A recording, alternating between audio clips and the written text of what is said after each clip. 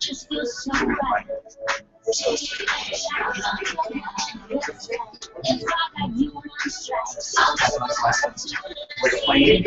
Once you're awake,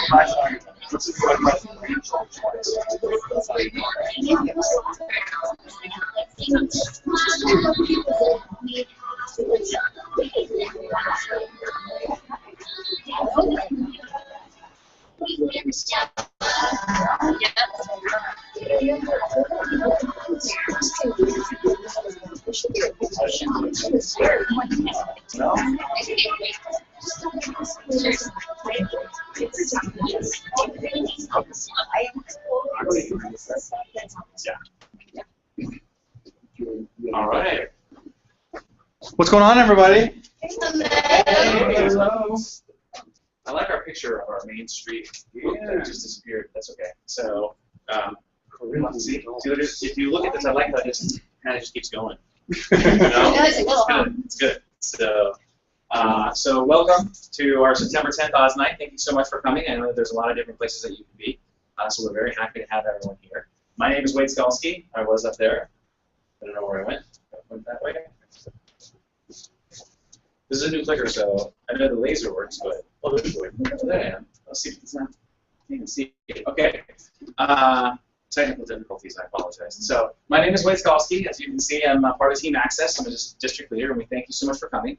You're going to hear from 3 people tonight. The 3 people that you're going to hear from are the awesome Sue Twiddell, who's sitting right there, Robin Sears, who's sitting in the 2nd row, and then, of course, Brett Sears as well. So we're very excited. Brett is a senior vice president along with Robin, and Sue Twiddell is a regional vice president. So you're going to get everything you want to hear tonight. You're going to hear a little bit about us. You're going to find out what we do, and we're just so happy to have you here. So let's welcome up the awesome Sue Twiddell. Thanks. This looks beautiful. I'm just going to say that right up front. That looks beautiful. What do you think of this? Is this the most awesome logo you've ever seen? It is, huh? I think so too. It's really awesome. So welcome. Welcome, welcome, welcome. I want to say your name again, and I know I'm going to stumble over it, and so I'm not going to try. But welcome tonight. Whether you've been here before or you haven't been here before, there's a reason that you're here. And one of the reasons that we want people to come and join us is to really for you to understand and support what the folks that brought you are doing. And for us that have been there before, for us to really understand and support ourselves and really just give that perspective and vision to ourselves again, right? So with that being said, let me kind of go over what I'm going to do for just a second here. I want to kind of bring some things to the forefront of your mind. I want you to be thinking of things that you know, but maybe you haven't thought of for the last little bit. So it's nothing that's new. So let's kind of get going on that. Would you agree with me if I said, oh, are you having to do that, Brian, or did I just do it? Okay. Yeah, for some reason it doesn't seem to everyone would agree that there's a whole group of people out there called the wealthy, right? And they've got pretty much everything institutionalized. I mean, they have, oh my gosh, their kids are going to school. It's not if they're going to school, it's are you going to my alma mater? They're going to Harvard and Yale and Stanford, right? Okay, they have financial freedom, they have business ownership, they have, oh my gosh, business opportunities all over the place, right? And we think about those things, and we go, yeah, we know there's a group of people that this is absolutely the case. And we're kind of okay with it, and we kind of like to be right there with them, right? Okay, then we've got another group of people that's probably down in here, that the government pretty much takes care of. They're sometimes called the not-so-wealthy or financially dependent, and they have things taken care of. Their kids go to preschool. The government provides for it. That's pretty awesome. In fact, a lot of times, even child care is provided for. They have college grads. If their kids bother to study, they're going to get to go to college. That's a pretty cool thing. They have financial support. Some of the different programs, the Medi-Cal and food stamps and all that kind of stuff, right? And then they have all sorts of opportunities, gains, programs, and there's a whole lot more out there. And this is good because we don't want a whole segment of our population to go without. That just makes sense. We don't want people on the street. We don't want them pushing carts. It doesn't make any sense, right? The challenge is, if we're not here, and we're not here, there must be a whole nother group of people in between that I just simply like to call American families. Sometimes they're called Main Street families, sometimes they're called middle class, but I think American families describes it best. Because it doesn't matter if we make $30,000 a year or if we make $300,000 a year. If we're still living paycheck to paycheck, if we can't quit our job tomorrow and go do what we want to do the way that they're doing it, we're here, right? Well, we want some things too. Do we want our kids to go to preschool? Yeah, it's important. They get that jump start on life. That's a very important thing. How about college? Does anybody have college-age kids in here? Past college age, do you have college-age kids? How old are your kids? 23, so in college. Fantastic. Is it expensive? Very expensive. And you get all the grants and everything. The government gives you all the money you need to send them there? No. Nothing. Exactly. So we're stuck with that, right? And we know it's important, so we're going to do it for our kids. And if we can't do it, they end up with student loans. And then they come out having to pay back $40,000, $60,000, $100,000 right from the jump start. Then business ownership. Would everyone here love to own a business? I know in my first career I was a dental hygienist. I always worked for somebody else, and I thought, it would be really awesome to be able to own a business. And I don't want to do business in dentistry. What do I want to do? The problem was I didn't have a couple $100,000 to start a business. And another couple $100,000 to stay in business long enough for it to be profitable. That wasn't happening. So what ends up happening? We end up being the managers of businesses owned by the wealthy, and we get to work for them and build their dreams and their goals so they can go do what they want. Interesting, right? How about financial advice? Wouldn't we all love financial advice? But who is the financial advisors talking to? They're talking with the wealthy. Why? Because all the money's there.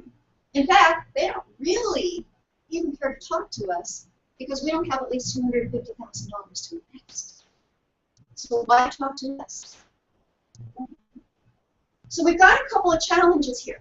We don't make enough money to be a part of that group. We make too much money to be a part of this group. And we work really hard to buy the products and services to support this group up here and to pay the taxes to support this group down here. What about us? Is there a problem? I think there is. I think there's a big problem. What can we do about it? I mean, we're not even really mad about it. I mean, we go on to our day-to-day life, right? So why is there even a problem that we're thinking of this? If you look at the banks and the lenders and the insurance companies and in corporate America, all those institutions were built for us. Main Street families, American families. But are the banks there to get us wealthy? Probably not. Lenders there to get us out of debt? Corporate America there to make sure that we have our own business and we're going to succeed? Not in a million years. And this seems to be okay. And I'm thinking about it, and I'm going, why in the world is that okay? Why? And as you start thinking about it, you go, well, wait a second. We don't really think it's our problem until it becomes personal. Yeah, there's a real problem, but it's not personal to us. Makes sense, right? I mean, if we're the one who has to kind of bankruptcy, now we're in a crisis and, oh my gosh, we got to do something about this. Or if we're the one who just lost our jobs, now it's a crisis and we have to do something about it. But the interesting thing is more people are in debt now than ever before. It was funny, we were looking at some statistics earlier. I've always said that American families have about $10,000 of debt average. And what I was looking at today was closer to $15,000 for American families. You can only imagine what it is in California, because you're probably going to want to double that. Okay, but if it doesn't hit us, then it's not a big deal, right? How about this? This is another one that we read today. It was kind of interesting. In 2007, the economy kept going up and up and up. So from 2007 to 2014, do you know what's happened to our paychecks? They've gone down. The average income in America is now $4,000 less than it was in 2007. Is that a problem? But it doesn't hit us. But if we don't do something, at some point in time it's going to, right? It's not a matter of if, it's a matter of when. So what can we do to change it? Something's got to be done, right? We really believe here that a group of us can absolutely start changing this.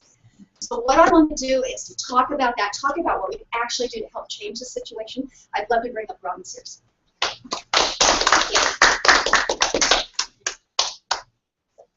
So, hello everyone. I'm Robin Sears.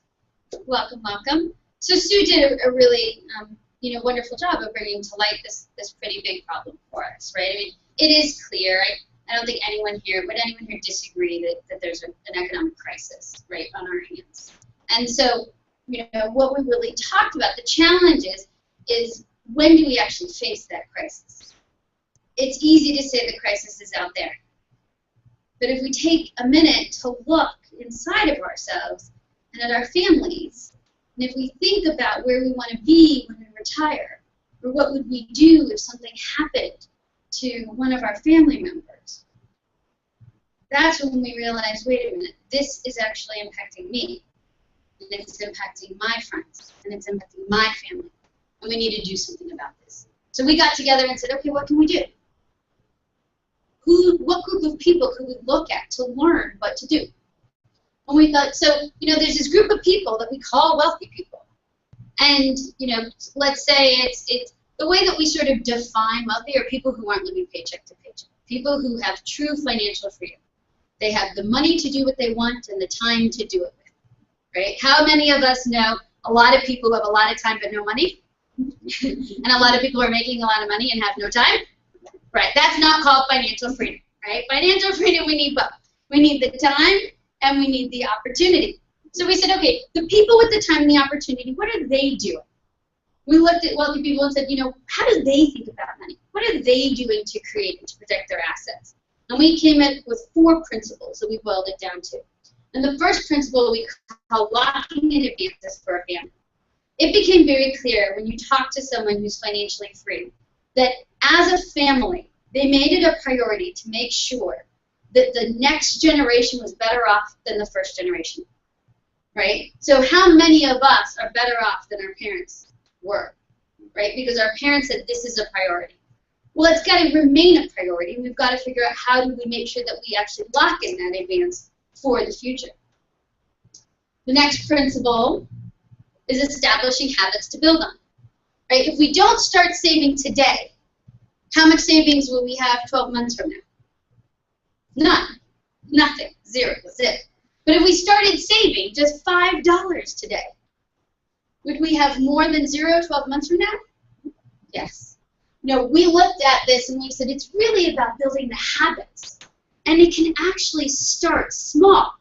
Because if we wait until we have $5,000 to save, are we ever going to have the $5,000? No, we're not. The next principle that we came up with, having looked at all of this, was securing advances with experts.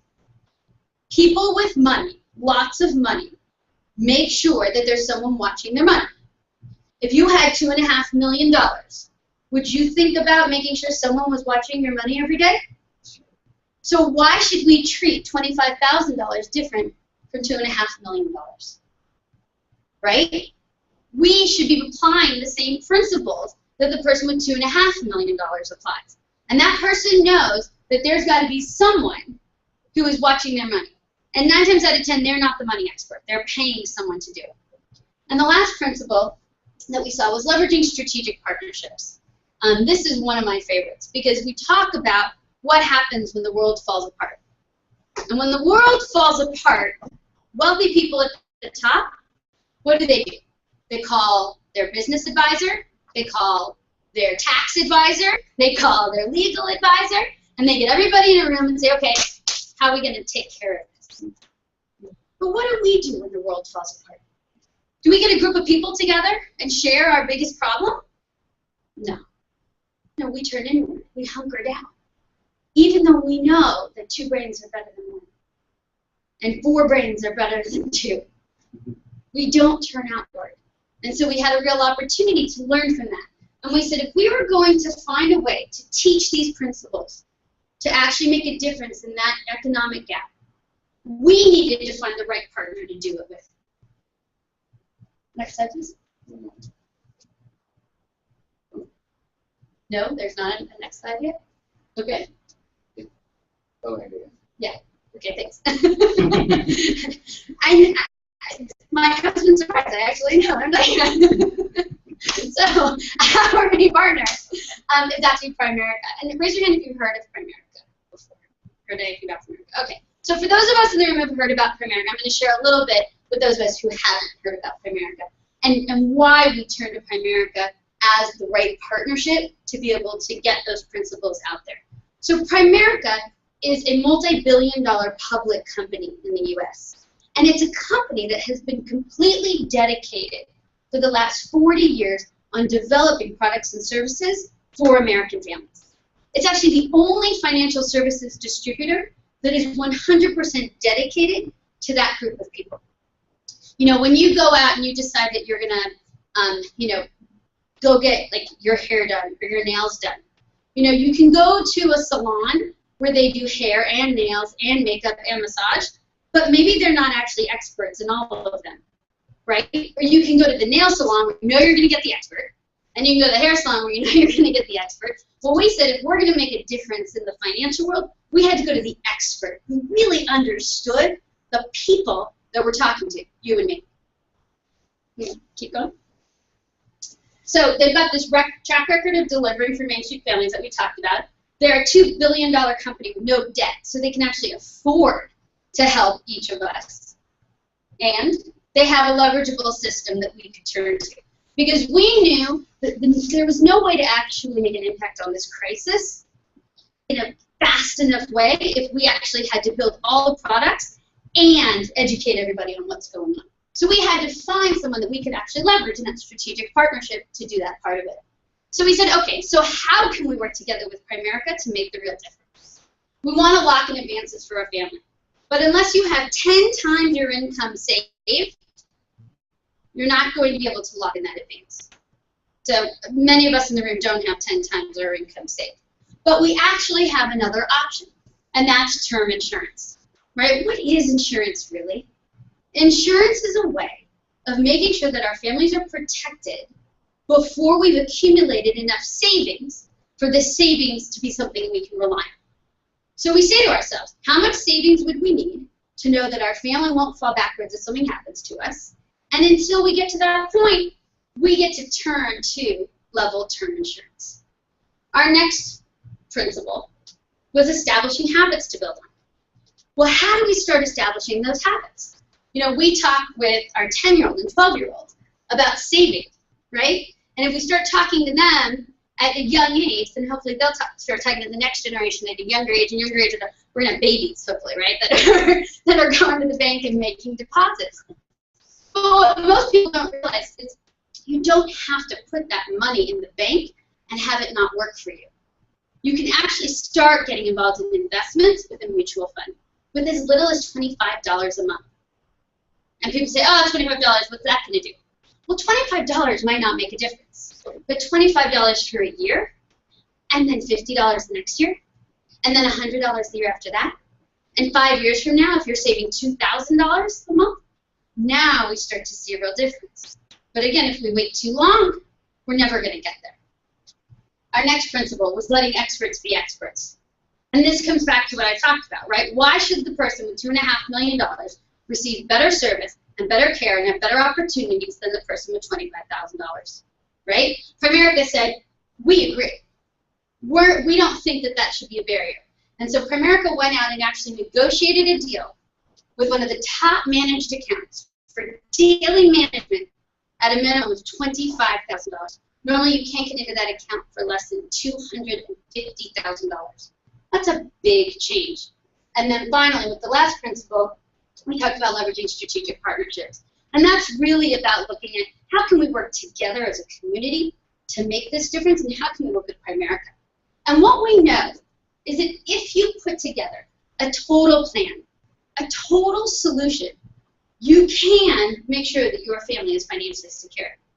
You know, there are a lot of people out there who look at this and think, well, I have access to some of these tools. You know, I've got a mortgage with my bank, and I've got my banker, and well, I've got an insurance guy that I talk to a lot, and I've got a 401k plan at work. But what's really interesting about that is that your insurance guy has never talked to what's happening at work, to your HR person, right? And your HR person has never talked to your lender of your mortgage. And so suddenly, you know, you come into some money. This just happened with a client we were talking to. Their parent had passed away, and they came into some money. And they talked to, of course, the first advisor they turned to, their lender, their banker, their friend, who said, oh, put it all into the mortgage to bring the mortgage down, right?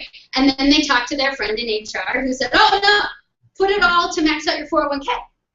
And then they talked to their insurance guy who said, oh, no, we got to increase the life insurance. Well, everyone was talking in a silo. And the real difference that we're providing, and we provide this service for free because it's really about the education, is we sit down and look at the total plan. We say, okay, let's talk about what insurance is there or not there. Let's talk about what's available through your work. Let's talk about where your mortgage is. And that way, when something hits, when there's a change in your family, we can say, okay, what makes sense in the total picture? And that's the key to leading to true financial security. And we believe, and we've tested this once or twice, that if in fact you follow these steps and you set up a plan, because you know what having no plan is? Right? And none of us plan to fail, right? We just fail to plan. So if you set up this plan, in 2 to 3 generations, your kids can experience that financial freedom we first talked about, right? You know that if you plan right, you can be okay for retirement. We know that if you plan right, your kids will not fall backwards. And ideally, if they teach it to their kids, your kids will actually get to experience time and opportunity. And so that's the first part of our solution. But there's a couple of us in this room who said, you know, I want my kids' to experience that. And I wouldn't mind if I could experience it too. I'm all for the 2 to 3 generation plan. I'd really like to know if there's a 1 generation plan out there. Is there something more that I could do today to make a difference in my family today so I can enjoy it with my kids? And I'm going to invite my fabulous husband, the great Brett Sears, to come up and talk more about that.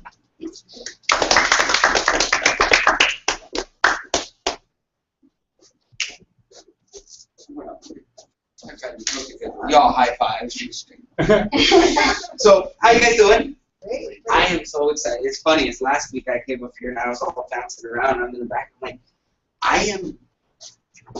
my name's Brett. I've been here 18 years.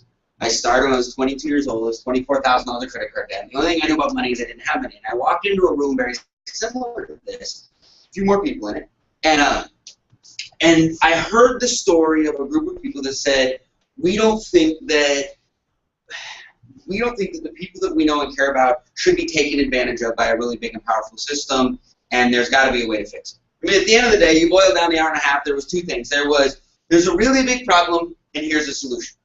Now, that got me excited because sometimes in life it always feels like we live in this or philosophy. I've been thinking a lot about this, talking about it, right? I graduated from school, and Rob and I know each other a long time, and we talked about, do we still start schools, right? And I wanted to, both my parents were teachers, and I wanted to be a teacher because I love making an impact. And so there was going down that path, and I know a lot of people who really are driven by making this enormous impact in people's lives. But it always feels like there's a sacrifice, that if you're going to go help a bunch of people, the one thing you can't do is make a bunch of money. And then I have a bunch of friends that are really, I mean, they don't want to hurt people, but, making money is a really fun, positive thing. They, enjoy eating and driving cars and going on vacations. And so it's not, hey, I'm going to screw people over to make money, but the priority is I want to make sure that my family's taken care of. And it always felt like it was this or. Do we make an impact in our life and other people's lives, or do we make sure that our family's taken care of? And for a long time, I struggled with this concept of, can't there be an aim? How do we do this, right? And that's really what Primerica was for me a long time ago, right? Just so you guys know, in case you ever wonder if I have ADD, I do. The partners with driving me bonkers. I'm sitting here and I'm talking. I am so distracted. I don't get distracted. I'm like, I don't care. There's no shame. We sat there and go, and what you saw tonight is really what Primerica came together and said, look, we believe that there's a legitimate problem, that mainstream families have been devastated. There's 70 million of us that are standing in the gap that show up every day and go to work. Most of us aren't lazy. No. How many of you know some lazy people, right? And we know some lazy, but most of us aren't lazy. I always laugh going, it's usually truly, like some people go, man, if people just work harder, they'd get ahead. Well, that's what guys digging ditches. Right? But at the end of the day, at some point, effort isn't the only equation, right? There's got to be something else there. So I said, well, we're not lazy and we're not stupid. We're one of the most educated countries in the world. We have access to technology and resources. So if we're an enterprising society with access to amazing resources and tools and education, we've got freedom and all this other stuff, what does it mean if 70 or 80 million families are stuck in a system that doesn't work? So we sat there and said, look, that's a real problem. And there might be 50 million ways to solve it. We sat down and said, here's what we know. Confidence and understanding is a critical thing. If we can teach people about their money, they're going to make better choices. How many of us have made a choice that at the moment we made it, we knew it was right when it came to money, and 5 years later, we knew it was the dumbest thing possible. We wouldn't even tell another human being that we did it, right? But in that moment, like an above-ground hot tub, they're never good decisions. They're really good decisions at the time you got them, right? But what do we know happens? 2 years later, one side breaks, they're terrible, right? Am I sharing too much? Listen, right? But at the time, you're like, oh, every day we're going to get into this thing. And all of a sudden, and it sounds great, right? Well, you guys understand that the entire world's built on really bad decisions that make sense at the moment. Well, so we sat there and said, wait a second, if we can arm people with those resources and tools, if we can give them access to someone to talk to. I am not a financial services expert. If we sit and talk about every once in a while, someone's like, what do you think's going on with gold and Dow? All this stuff. I have no idea. You know why? Because I don't spend 18 hours a day studying that stuff. But you know what? I know really smart people who love that stuff, and it'd be really nice to be able to call them. Right? And so we sat back and said, if we could create an environment where we could help people at that end, where we could make an impact. Most of the people in my world financially struggle. Some they're better shade of broke. Some drive nicer car payments and live in nicer mortgages. But at the end of the day, on the 27th of the month, they're still trying to figure out how do we get through the next 3 days. And so we sat there and said, okay, wait a second. Really, if we wanted? Sorry, I don't know why this is not working. Right? But if we said, look. And then when we talked about this, so it's one product, it's one thing to be able to say, here, I'm going to be all over the place, but I have a solution. It's the backup plan. It's the backup plan to the backup plan, man. So we sat there and said, okay, look, at the end of the day, how does this system work? What is really what we start talking about? Because really what the conversation is, I'm really, I'm giddy right now. Because Sue, you did a remarkable job, and Robin did a remarkable job, and I'm sitting in the back of the room, and this conversation is clean. The problem is incredibly real. Cindy, the solution is incredibly viable. So we sat there and said, man, we can tell this story and have this conversation. But now there's an opportunity to realize something. There's 7 of us in a room. We could have the greatest problem. We could recognize the greatest problem. I think it's one of the most clearest ways, right, that I've ever heard someone communicate the problem with what's going on in this country. With all the politicians, right, all the different things, that's the clearest conversation I've ever heard of being able to recognize what the problem is. And the solution, it's the clearest solution that I've ever heard when it comes to a step-by-step approach that we could show somebody how to do. Here's the dilemma. The 7 of us by ourselves can't change the world. The 7 of us can come here every week, we can talk with each other, and we can strategize, and we can do all this other stuff, but 7 of us can't go save 70 million. Now 700 of us could make a little bit bigger impact. And 7,000 of us. And 70,000 of us could. but the 7 of us came. So we sat back and said, okay, one of these things, 1, I want to be a part of something special. 2, I want to take care of my family. But if we're going to really do this, Wade, if we're really going to stand here and say, yes, we have a really clean message, we have a really clean solution, Don, but there's got to be something inside us that says, man, we now have to take this out to the world, and we've got to make sure that people understand that it doesn't have to be this way. And so we said, look, we've got to put our money where our mouth is. How are we going to attract great people? Look, we all want to help folks. We all want to be great people. We all want to do really nice things. And we all want to make sure that our family's taken care of us. And so we said we have to have these things aligned. And so we sat back and said, okay, the only way to get wealthy in this country, the only way to do it in one generation is through ownership. Well, duh. Like, this isn't a novel. This isn't a, we never thought about this. No, this country was built on ownership. Right at the turn of the century, in the 1900s, 80% of the people own businesses and 20% of them work for somebody else. At the turn of the next millennium, 80% work for somebody and 20% own. We all know it. We've all daydreamed about it. But if we don't have $500,000, it doesn't matter. So we said, look, here, if we had a solution, if we could design it, we'd want an opportunity that's going to harness that spirit. That spirit that shakes you up at 3 o'clock in the morning sometimes, but man, it's not supposed to be like this. When you lean over your kids good night, and you promise them silently and secretly that it's going to be different, you're going to deliver everything, and then you're like, how the hell am I actually going to do it? So we can teach our kids to be good, which is really important, respectful, which is really important, with really good habits, which is really good and really important, but we can also introduce them to the right people and give them access to the right resources, and that'll change their life as much as being polite. We've got to be able to have a support system in place. Why? Because I didn't get an MBA from Wharton. Right? I don't understand marketing and strategies and sales and structure and organization and all this other stuff. I don't have that background in education. And so if we wanted to provide a solution for ownership, one, we have to have the resources, but we also have the support systems in place so more people can be more successful. And we needed a path to transition. I was 22 years old. I was only making $1,000 a month, but that $1,000 was paying my bills. I couldn't walk away from what I was doing to come do something different. So we said, man, we want the greatest part-time opportunity in the history of the world. Why? Because that allows someone to learn and build a business from scratch. Learn how to leverage the system so that we can harness that spirit. We said, man, if we could do this, if there was a way to build an ownership opportunity that could attack the largest problem this country's ever faced, which is the economic turmoil, man, we have a shot to do something different. We have a shot to rally people to be a part of something bigger. We have a shot to be able to stand in a room and say, you know what, we have to be bigger.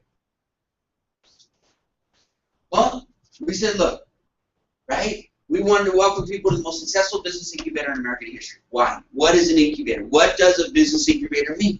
Right? We were talking about this, and it means different things to different people, but at the end of the day, right, with all the technology companies and stuff like that, this is a kind of a trendy phrase, right? And basically the concept is you take people with a lot of business experience, you bring people with business ideas and a lot of energy, and you say, here's what we're going to do. We're going to get in a room, and we're going to work together, and we're going to help you with what we know about business, and you're going to take that, you're going to apply it to whatever you're building, and we're going to provide some financial resources, and we're going to provide some mentoring, and you're going to take your opportunities and build with your spirit to go build something. It's kind of the concept of a business incubator. Well, Primerica's been around since 1977 and created more six-figure earners, more millionaires than any company in American history. Cindy didn't have to design this presentation. Cindy doesn't have to run this. Don doesn't have to run this meeting. Don and I sat yesterday for an hour, a couple days ago for an hour and a half, and broke down some concepts of business and gave the game plan for the next week, and the next week, and the next week. All you had to do is show up, take it, and now apply. Us working together gives him the opportunity and the resources to be able to grow through that process. So we said, man, we've already got an amazing track record. What does it mean? We said, look, at the end of the day, for anyone in business to be here, there has to be low capital entry. Why? I was a 22-year-old waiter. I got the greatest, most ambition in the history of the world. If it's $50,000, is Mom lending me 50 G's? Even if she wanted to, she couldn't. But the reality is, right, that money's going to stop them from doing it. Right? There's got to be a platform. Right? We sat back and said, okay, the way we're going to design this, Primerica's logo is a strategic partnership. Because we understand what our jobs are. Our jobs are, as Primerica is the financial services company. There's 1,600 people that are in Duluth, Georgia right now, building this financial services company that provides the tools and resources that Robin talked about. We've got a back office support company that says, man, we're going to make sure that we know how to service and develop and cultivate clients and develop all those relationships. Because if Cindy's full-time in her job and she's got 30 or 50 or 100 clients, she can't service them and have a full-time job. That's too much, right? It's going to take her away. So we said, no, we've got a support system because those clients still need those resources. They still need that communication. But we got we got an opportunity to support Cindy through that process. So that we get to do what we get to be good at, which is meeting amazing people and saying, look, we identified a real problem. We got a viable solution and we can put them together. And at the end of the day, in all candor, it has to be worth it too. Because we could, again, have the greatest problem recognized as the greatest solution. But if the time isn't worth it, it doesn't matter. So we said we've got to have an opportunity that says, hey, the income is going to be worth it also. So we sat back and said, okay, wait a second. How do we do this? I need that one most.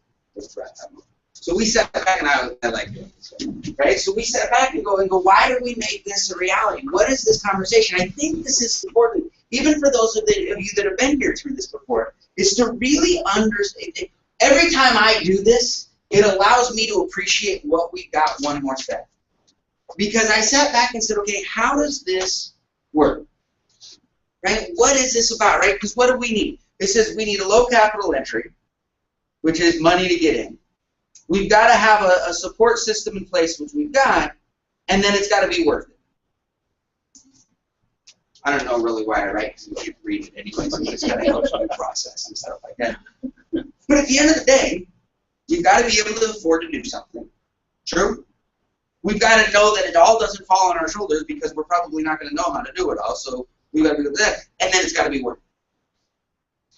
But before we go on, if we could afford it, we could support it and make an impact and at work, would it make sense for you to explore it? You see, that's what we do. But we realize, look, our business is really built on these concepts. We call them AAA'z. We want everyone in our life to understand and support. Why are you here? The number one thing is we said, look, we want everyone in our world to understand and support what we're doing. Why? Because the problem is real and the solution is viable. And at the end of the day, trying to do something big is not always easy. Heck, trying to do something small is not always easy. We said, man, what do we want? If everyone's in our corner, man, we're going to be more powerful than them. We also realized that we need the largest, most powerful advocate system in the history of the world. Why? Because Main Street families, do most of the people in our lives need help? Do most of the people in our lives acknowledge that they need help?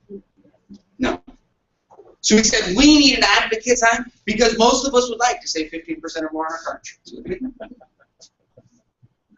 Geico spends $1.3 billion a year, billion with a B, running those commercials. Why? Because even though we'd all like to save 15% or more on our car insurance, we're lazy. We don't want to deal with it. We already think we figured it out. And we'll get to it later. At the end of the day, now not you, you're probably uber vigilant, right? Follow through with everything, right? Have all your ducks in a row, but maybe I'm just talking about me, right? Have any of us ever had a list of things that we're like, oh, we'll get to? Any of you anywhere near me? I have a finite amount of energy on certain things. If I start a project and don't complete the project, like 7 weeks later, that project, wherever I finish it, because I'm like, I can do anything for 30 minutes or 3 days or whatever it is, but the moment I'm done with that project, I'm done with it, whether it's done or not. Right? Well, we said, look, if we built an unbelievable advocate market, a group of people that not only understood but could get emotionally involved with this, we can meet amazing people. And we could show up and we could tell our story. Because do they need help? Yes. Do they know and acknowledge they need help? Probably not. So we said, how do we bridge that gap? See, if a friend of mine says, you gotta meet Sue, she's amazing, and if it's a friend of mine, I'm gonna meet Sue. Even if I'm not interested in anything Sue's saying, right? If my friend Wade says, you gotta meet Sue, she's an amazing woman, I just think you guys gotta know each other, there's a really good chance that Sue and I are gonna meet. And if Sue tells me the story of the access gap, there's a really good chance that I'm going to go, sounds familiar. And if Sue asks me, do you know your debt-free day and what it's going to take to put your kids to college, how to protect your family, there's a really good chance I'm going to say no to those questions. And if she says, well, if there was a way to get the answers to those questions, I know you're fine, right? But if we can answer those questions, would you be open to getting the answers? And I'm like, are you going to do the work or mine? She's like, I'm going to do the work. I'm like, sure. And then we sit down. If she gives me those answers, she goes, hey, we might not be able to do everything, but we can do step 1, step 2, step 3, and I got access to amazing partners, and we'll do the work. There's a really good chance I'm going to go, cool. Was I looking for financial help? No. Was I looking for a financial advisor or plan? No. My friend Wade said, you got to talk to Sue. So we said, man, if we build an advocate support system, we're unstoppable.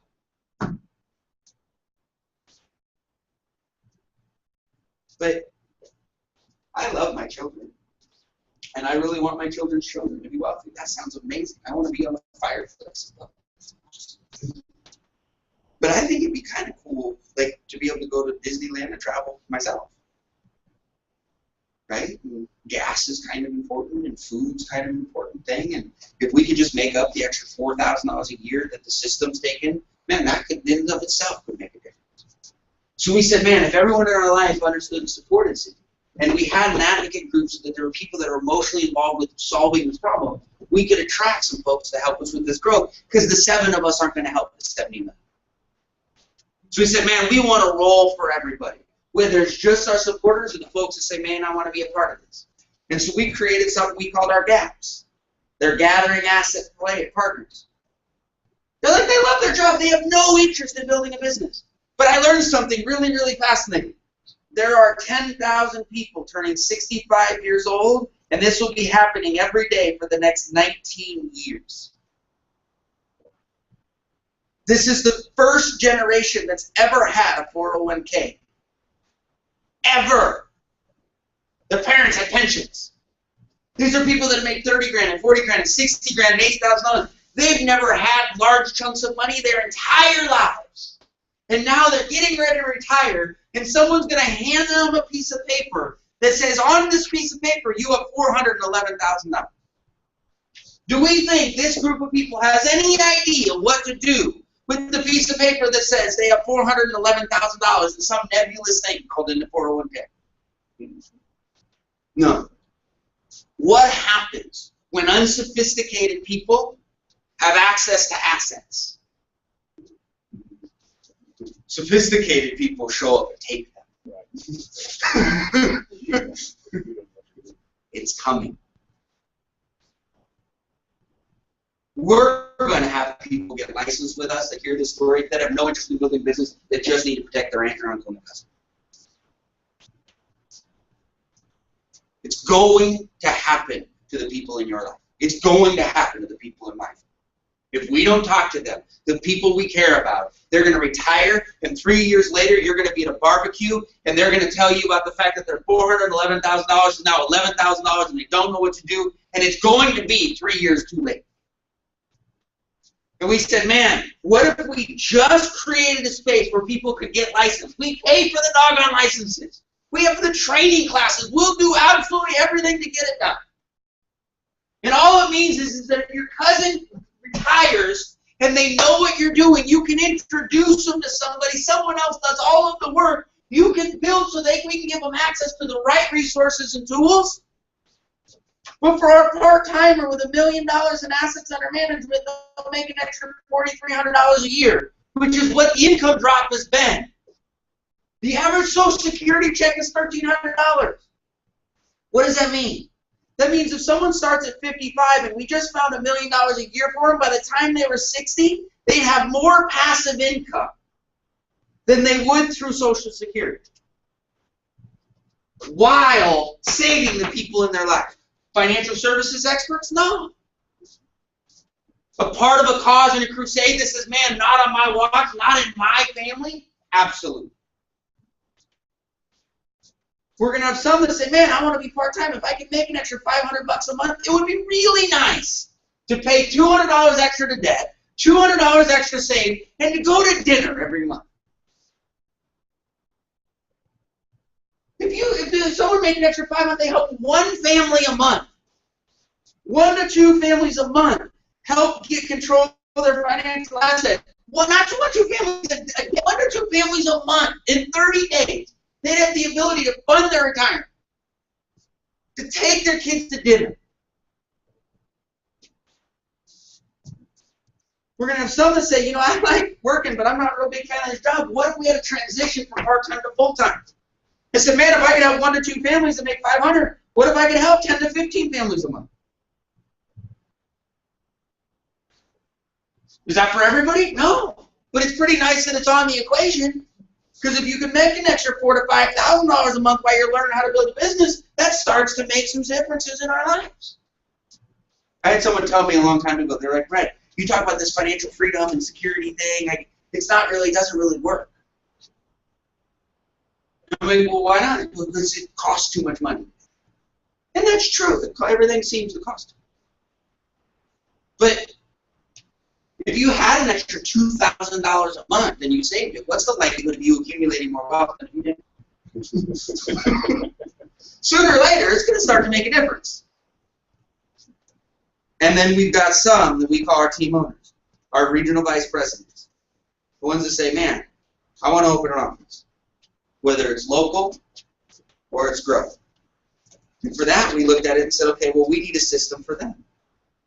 See, the great thing about business is we've got the opportunity to make passive income. Right? The ability to have money work whether we're there or not. Well, as a regional vice president with $15 million of assets under management, that's an $8,300 a month or $100,000 a year in passive income. If you've got 30 of your part-timers with $1 million each, making that's an additional $8,300 a month. That's $200,000 a year in passive income. If you build an office with revenue that helps 30 families lock in their advances and establish their habits, you'll make between $12,000 and $16,000 a month. That's $150,000 to $200,000. So that's $350,000 to $400,000. That starts to make a difference in somebody's life. Now, whether it's a gap or it's a part-timer, full-timer, or someone who wants to build a local office, that starts to make a difference. But we said we really want an opportunity to change the world. So even if we're helping 30, that's not bad. But where's the 3,000? Is there an opportunity to help the 3,000 and the 5,000 and the 10,000? For the ones that say, man, I'm out there on that idea. Is that possible? Because we said we want to roll for everybody, whether it's the ones that are just supported or the ones that say, man, I want to start to change our life. We said, well, look, if we really want to do this, then we have to align our goals. And if we said, then there's 70 million families out there, we legitimately need to do this, then we needed a profit opportunity too, where we could attract and raise people. And say, look, we don't want you to be in financial services, and we don't want you to be in sales, but there's an opportunity to make a difference because people are struggling. And so we said, look, we'll start everyone part-time and we'll walk them through this, but if we could align the goals, and if you could teach someone how to do what you did, become a regional vice president, give them the same contract, the same opportunities, the same freedom, because that's how we're really going to make a difference. We said we've got to make an alignment. I know a lot of people that have trained people at their job. They give them a plaque, sometimes a pen. They're a trainer. And every time they teach them, the company grows, don't they?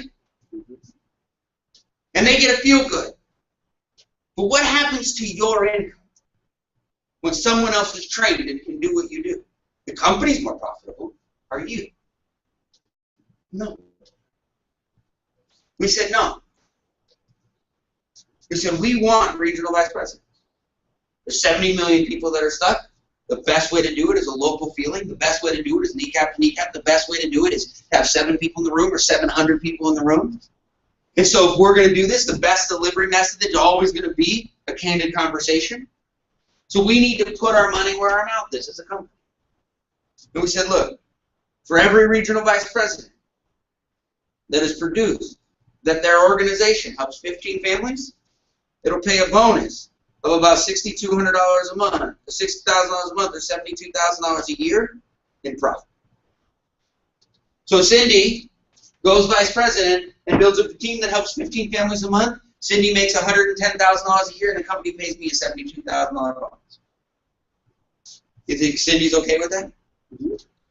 She's great with that. But it's out there because the conversation is, Cindy, it's not just their bonus to me. There's 70 million families that need this. We need to expand. So Cindy says, I want to go do the same thing. Fantastic. We said, Cindy, if you do one, that's 72,000. If you do two, that's 114. If you do three, that's 210. 4 is 280.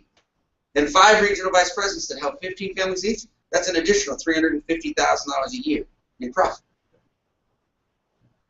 Well, 200 plus 200 plus 350, $750,000. And whether it's $750 a year, $750 a month, or $750,000 a year, every family that gets touched has an opportunity to have access to the resources and tools that are necessary. Why are you here tonight? The story is coming. Our impact is real, and the opportunities are. Now we grow. We can't do this, guys.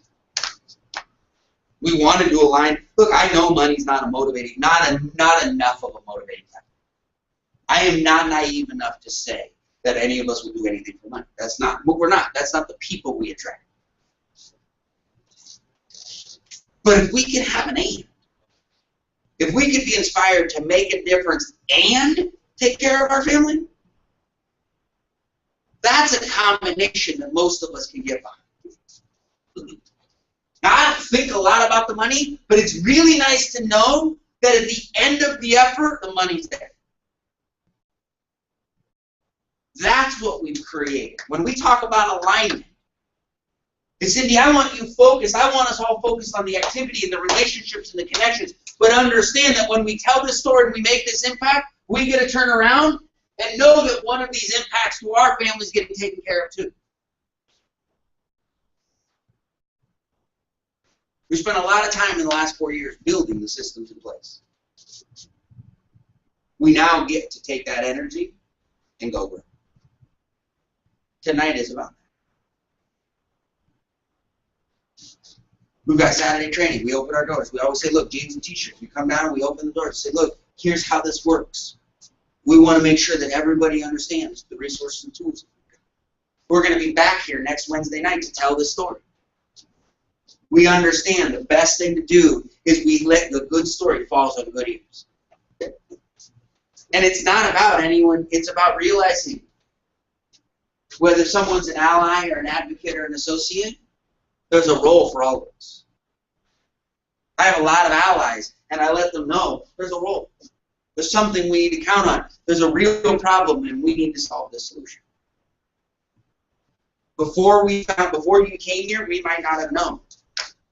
We could have blamed it on it. We can't blame it on it anymore. 7 of us have access.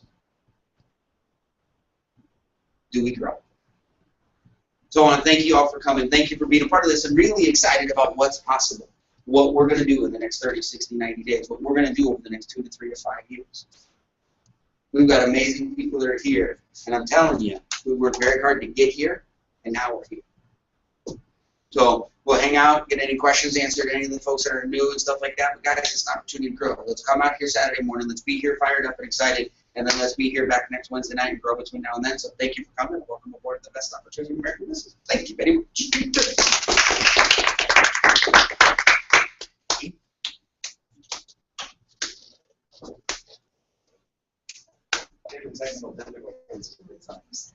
What's that? Yes. It never happens on any other. Yeah. I always say that your only job is to tell a story to one other person and make it work. Because now you both have Oh. Yes. Yes. If you do have one, I like to do, because I had some friends who plan